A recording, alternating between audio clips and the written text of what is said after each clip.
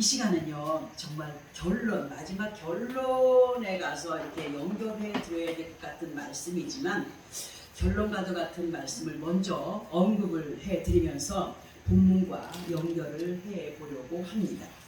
사무엘상 5장에서 보게 되면은 어떤 말씀이 있느냐, 그 내용 안에서 이스라엘과 어떤 두 차례의 전쟁에서 승리하게 된 블레셋인들이 아버지 하나님의 법궤를 아스돗, 그러니까 블레셋인들의 신전이 있는 곳으로 하나님의 법궤를 가져가서 그곳 신전에 그 다곤의 그 신상이 있었는데, 그 신상 곁에다가 하나님의 법궤를 가져다 두고 이스라엘을 이긴 승리를 자축한 것에 대하여서 기록이 되어 있습니다. 그리고 이러한 승리를 자축한 뒤에 블레셋인들에게 엄청난 결과가 임하여지게 되는데, 그 결과가 뭐였냐면 하루아침에 블레셋인들이 숭배하던 다곤의 신상이 완전히 무너져 얼굴과 손이 잘려서 문지방에 나뒹굴었고 몸뚱아리 형상만 고스란히 남아있던 것이 사무엘상 5장 4절에 기록이 되어 있습니다.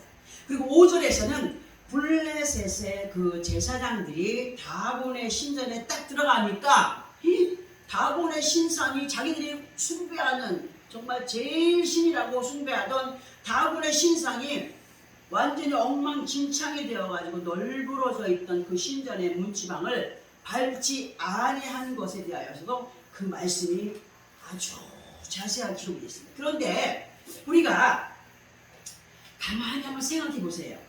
우리나라 사람들도 미신과도 같은 어떤 그런 문지방을 밟으면 안 된다 하는 말 있죠, 그죠? 문지방을 밟으면 재수가 없어, 문지방을 밟으면 되는 것도 안 돼, 막 이래가지고 문지방 못 밟게 하잖아요. 그것을 보면은 이것과 연결이 되더라고 또. 그래서 문지방을 밟지 않는, 그리고 지금도 여전히 그러한 미신에 대한 상식으로 행하여가는 사람들이 있음을 보게 되죠. 이제 다시 다곤의 신상으로 돌아가서 말씀을 드려봅니다. 다곤의 신상이 박살난 후에 블레셋인들에게 임하여진 것은 뭐였냐? 아주 악한 독종과 저주였고, 그리고 이로 인하여서 블레셋인들이 다곤의 신전에 갖다 두었던 하나님의 법궤를 여기다 두면 안 되겠다 해가지고 다른 곳으로 옮겨 놓았어요. 다른 곳으로 옮겨 놓았으나 이들이 하나님의 법궤를 옮겨 놓는 곳마다 그 도시에는 끊임없는 재앙들이 닥쳤고 이러한 고통들이 끊이지 않는 것을 느끼게 된 블레셋인들이 이젠 안 되겠다, 아버지 하나님의 궤를 다시, 그 여호와의 궤를 다시 본래 자리로 돌려보내야 되겠다 해서 다시 돌려보내기로 결정을 하게 된 것에 대하여서 그 기록이 그 사무엘상 5장 그 쭉 보다 보면 나와 있습니다. 그리고 이어진 사무엘상 5장 6절에서는 어린 송아지에게 젖을 먹이던 암소 2마리에 하나님의 법궤를 실어서 본래 자리로 되돌려 보내는 것에 대하여서 기록이 되어 있는데, 우리는 이러한 말씀의 내용들 안에서도 이러한 의미들을 어떻게 보아야 되느냐 할 때, 우리가 예수 그리스도 안에 있고 아버지 하나님의 자녀들로 살아가고 있지만 옛 고습을 버리지 못한 사람들로 블레셋인들이 다곤의 신상 곁에 하나님의 법궤를 세워두었던 것처럼 예수 안에 있어도 두 신을 섬겨가는 사람들이 있다. 나는 두 신을 섬겨하는 것은 아니지만 두 신을 섬기는 양신의 그런 역사들로 자신의 구습에 하나님의 법이 역사되어지기를 바라면서 살아가는 사람들이 교회 안에 있고 예수 그리스도 안에 있다는 사실입니다. 그리고 이러한 의미들을 더 깊이 알아보기 위해서는 블레셋과 아스돗이라고 하는 단어의 의미를 아는 것이 좋을 듯 해서 말씀을 드려봅니다. 블레셋의 뜻은 이방인입니다. 이방인. 그리고 아스돗의 뜻은 황폐시키다 인데, 또는 파산, 또는 몰락, 멸망, 이런 뜻과 함께 내포되어 있습니다. 하나님께서 성경을 통하여서 예수 그리스도 안에 있는 우리들에게 늘 강조하여서 듣게 하시는 것이 뭐냐 하면 아버지 하나님의 법궤를 모시고 살아가는 신전과도 같은 우리의 몸과 마음을 온전케 하여서 옛구습을 따르며 자신들이 이루고자 하는 뜻만 의지하는 다곤을 버려야 된다. 그러니까 옛구습이 얼마나 아버지 앞에 죄악인가를 알게 하신다는 거죠. 그래서 우리가 말씀을 들으면서 믿음의 변화를 이루어가며 아버지 하나님 앞에 영광이 되지 못하는 것은 어떤 것이냐 할 때 그것이 영적인 이방인들로 블레셋에 거하여 있기 때문에 그 결과는 반드시 황폐해지며 멸망이 된다는 사실을 우리에게 성경을 통하여서 계속 듣게 하십니다.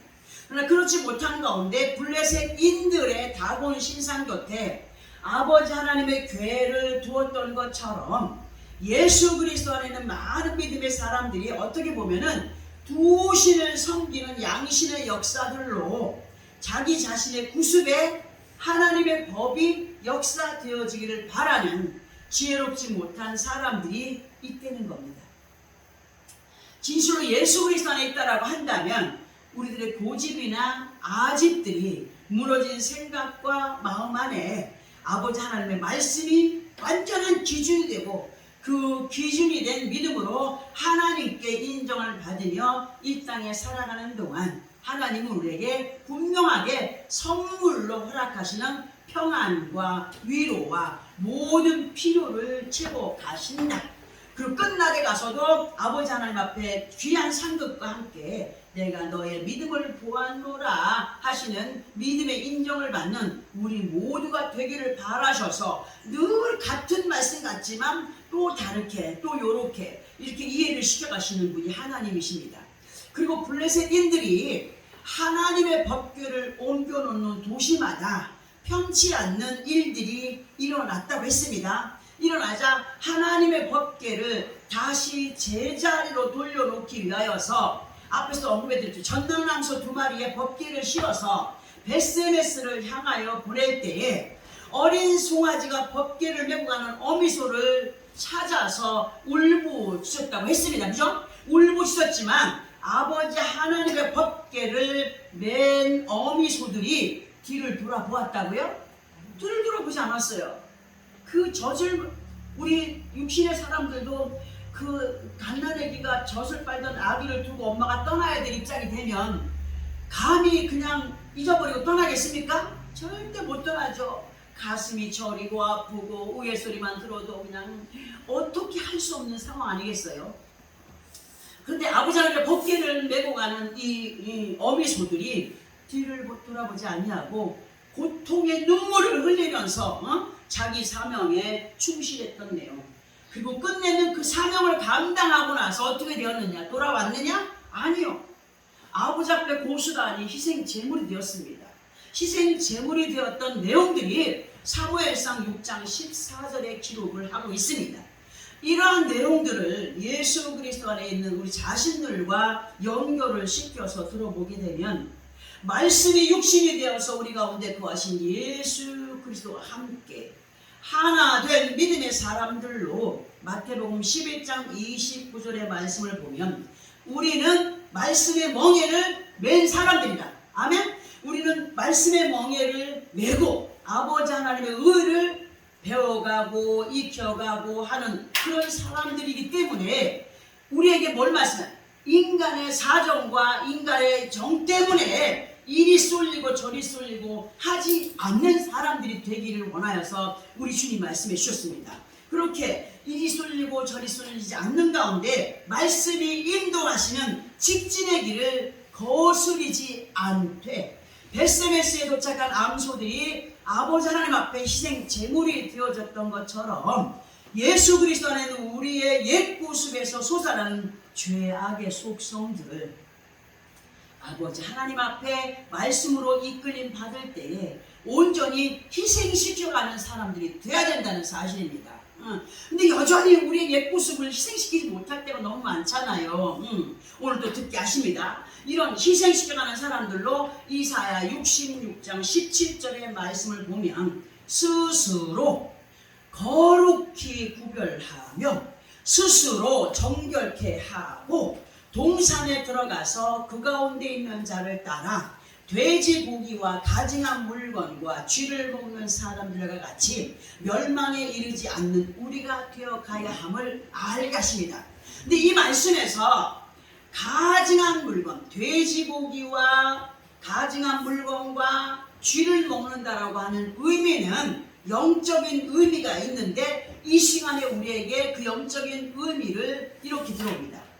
돼지는 욕심으로, 가증한 물건은 거짓과 함께하는 꾀, 그리고 쥐는 어떻게 합니까?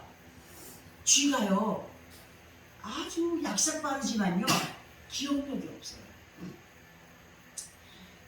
쥐를 잡으려고 구멍에 나온 쥐를 바늘을 가지고 이렇게 만들어 가지고 콕 찌르면요 아파서 찍 하고 도망가잖아요. 좀 이따 또 나와요. 자기가 찔린 걸 몰라요. 아니 알면서도 그곳이 그 자리인지를 몰라요.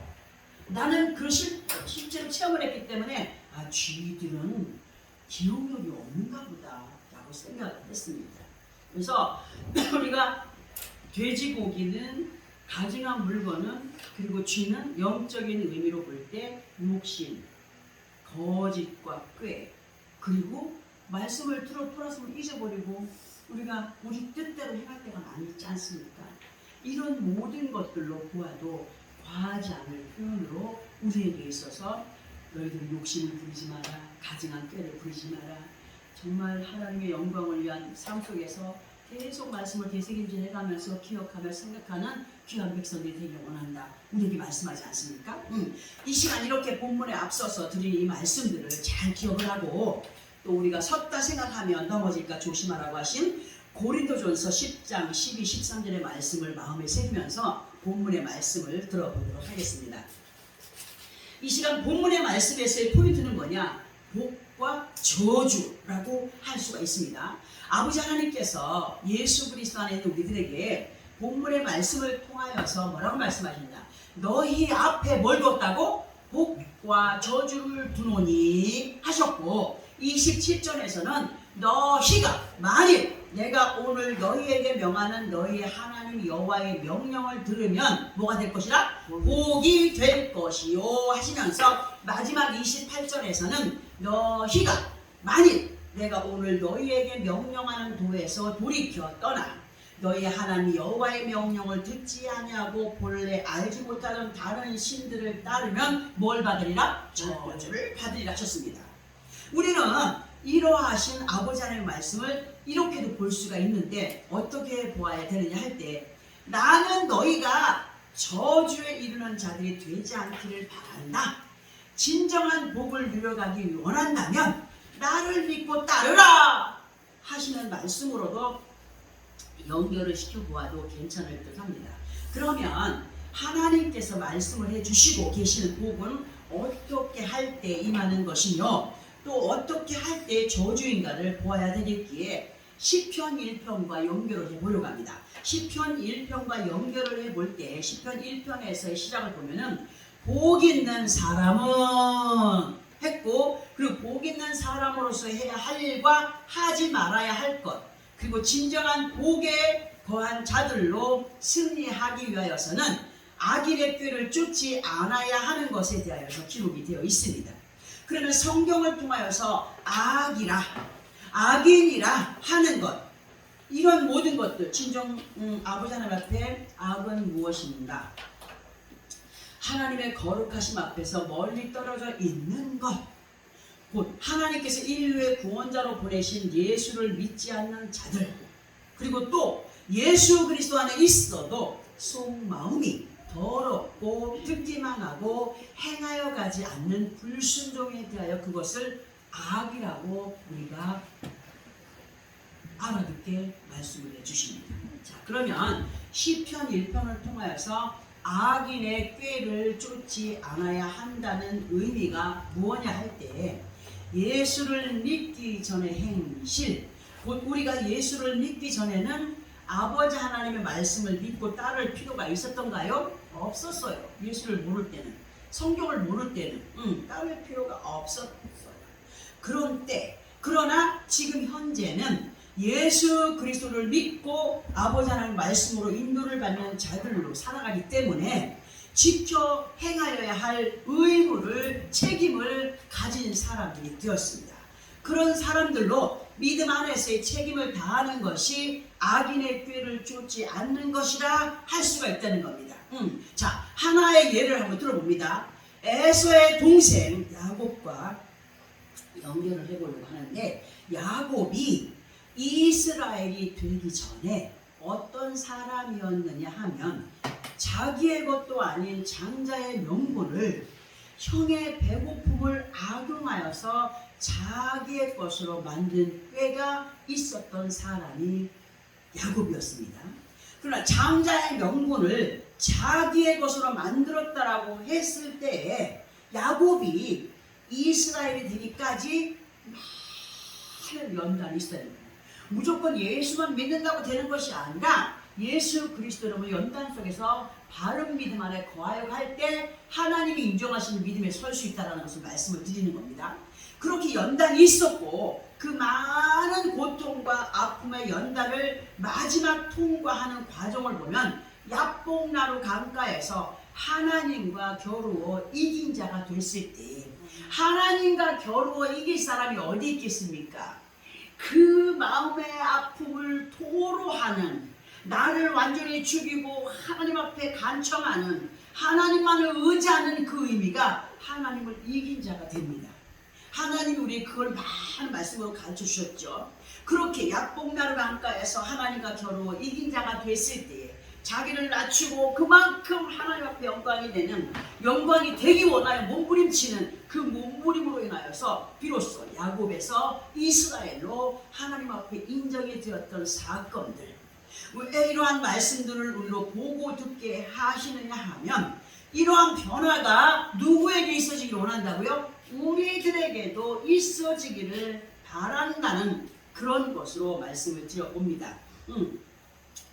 내 아버지 하나님의 관심의 사람들이 되어가야 된다.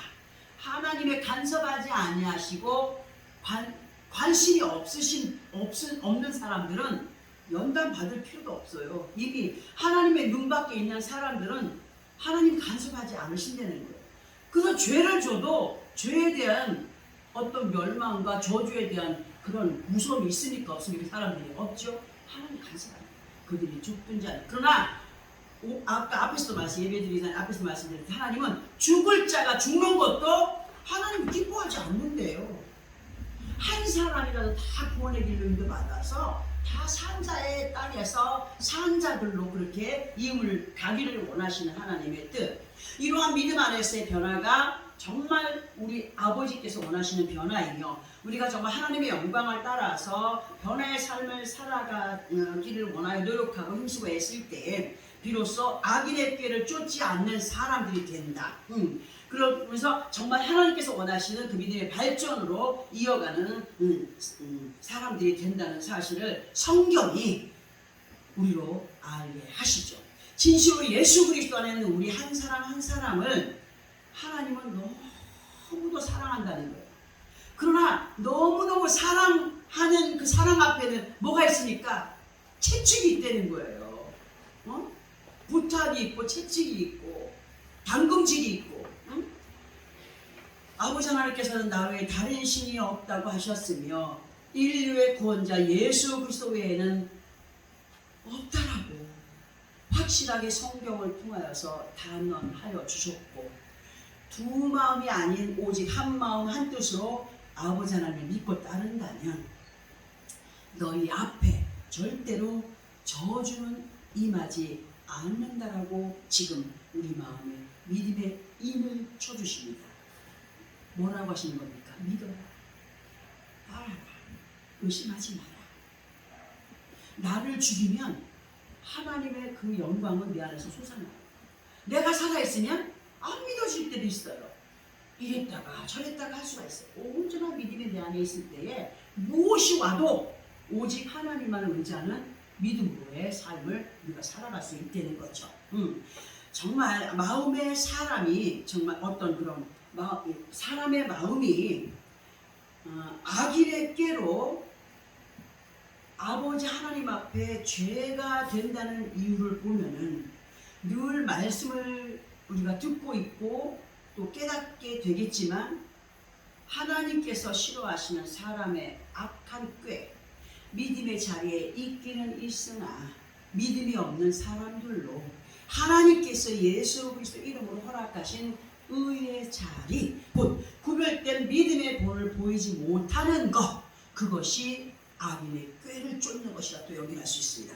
창세기 34장에서 보면은 야곱의 딸 디나가 세겜의 족장에게 수치스러움을 당하게 된 것을 보면 순간이었겠으나 그 보이는 것에 유혹이 되어서 몸과 마음이 육신적인 것에 빠져 있을 때 세겜의 족장에게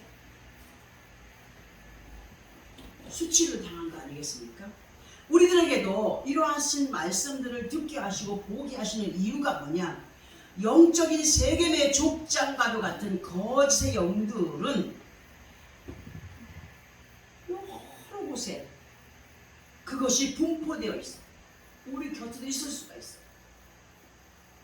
거짓의 영들이 도사리고 있는 세상에서 아버지 하나님의 지혜를 말씀으로 주시면서 악인의 꾀를 쫓는 것에 대한 결과에 이르지 않는 자들이 되기를 강권하고 계시면서 시편 1편 2절의 말씀을 통하여서 오직 여호와의 율법을 즐거워하여 그의 율법을 취하러 묵상하는 우리가 되기를 부탁하십니다. 어느 곳에 가서 마음을 뺏기다 할지라도 성령이 내 안에서 그 말씀을 되새김질 시켜주시면은 순간에 돌아설 수 있는 그 말씀을 묵상하지 않고 즐거워하지 않는 자들은 기억나고 생각나는 말씀이 있겠습니까? 없어요. 절대로 없어요. 야곱의 딸 디나가 믿음이 없었겠습니까? 하나님을 몰랐겠습니까? 알았어요. 그리고 야곱이 너무너무 사랑했던 딸이었어요. 응? 아버지가 하나님 앞에 예배하는 모든 모습들을 다 지켜보고 예배에 임했던 그런 사람이었어요. 나와보니까 세상 사람들이 살아가는 방법이 너무나 아름답고 여자들이 너무나 이쁘게 꾸미고 뭐 혹한 거예요. 그 순간에 세겜 족장에 눈에 들어온 거예요.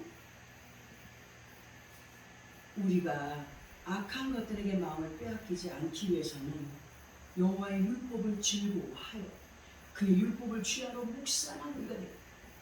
듣게 하신 말씀을 되새김질하면서 살아가는 사람들이 되어야 돼요. 그럴 때마다 승리로 이끌어 주시는 분이 하나님이십니다. 그리고 시편 1편 3절과 4절을 보게 되면 그는 곧 주야로 여호와의 율법을 즐거워하며 묵상함으로 행하는 사람은 어디에 심겨진 나무? 시냇가에 심겨진 나무가 되고 시냇가에 심겨졌기 때문에 철을 따라 열매를 맺으며 그 잎사귀가 마르지 아니함같이 그가 하는 모든 일이 다 형통하리로다 라고 하셨습니다. 그 4절에서는 그러나 여호와의 율법을 즐거워하지 아니하거나 묵상하지 않는 자들은 악인들로 이러한 악인들에게는 그 결과가 바람에 나는 겨와 같이 아름다운 열매를 볼 수 없는 것에 대하여서 기록을 하여 우리가 보게 하십니다.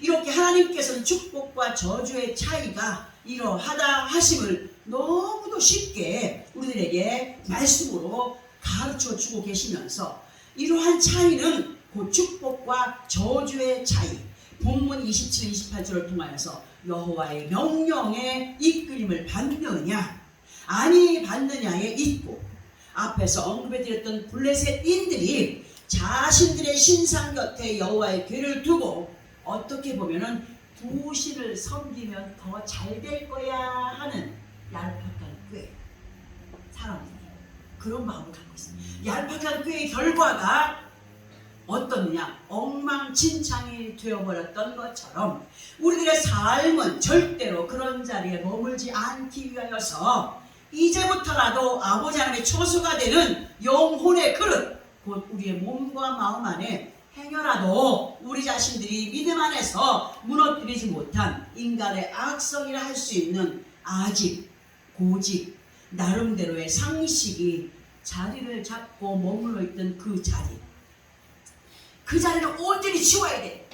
다곤의 신상에 세워져 있던 것과 같은 그 인간의 계획, 인간의 방법이 세워져 있던 그 자리를 우리의 생사화복의 주인 되신 여호와께 내어드리고 삶의 모든 것을 회복시켜 주실 여호와의 그 자리를 완전하게 중심에 세워가는, 그리고 율법을, 하나님의 율법을 더욱더욱 즐거이 더욱 묵상함으로, 그리고 묵상하는 것으로 끝나는 것이 아니라 그 안에서 순종과 불순종의 차이가 확실하게 있다는 사실, 그리고 그 묵상한 말씀의 이끌림 속에 아버지 하나님께서 약속하신 축복을 누구의 것으로? 내 것으로, 우리 자신들의 것으로 누려가기 위한 산자의 믿음, 곧 행위가 있는 믿음으로 아버지 하나님께서 약속하신 아름다운 축복을 반드시 누려가면서 온전한 구원의 자리에까지 넉넉히 도달하여 가는 우리의 모든 삶이 되어지기를 예수 그리스도 이름으로 축원합니다. 아멘. 기도하겠습니다.